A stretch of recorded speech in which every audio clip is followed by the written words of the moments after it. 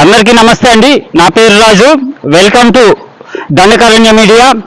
ఇప్పుడు మనం ఈ చూస్తున్న ఈ బ్రిడ్జ్ ఉకుంపేట మండలం గూడ పంచాయతీ మదిపుట్టు గ్రామం నుంచి గుత్తులపుట్టు సంతబైలు వెళ్ళే మార్గ మధ్యలో ఉంది.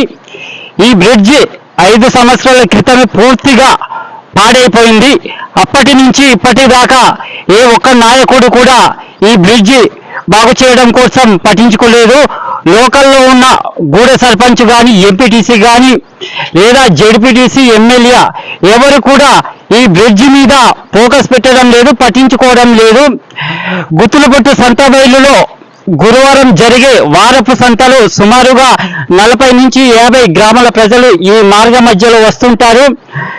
ఈ బ్రిడ్జ్ ఇప్పుడు పూర్తిగా పాడైపోయింది కాబట్టి రాకపోకలకు చాలా ప్రమాదకరంగా మారింది.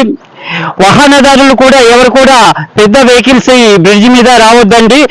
హఠాత్తుగా ఏ క్షణమైనా ఈ బ్రిడ్జ్ కూలిపోయే పరిస్థితి ఉంది.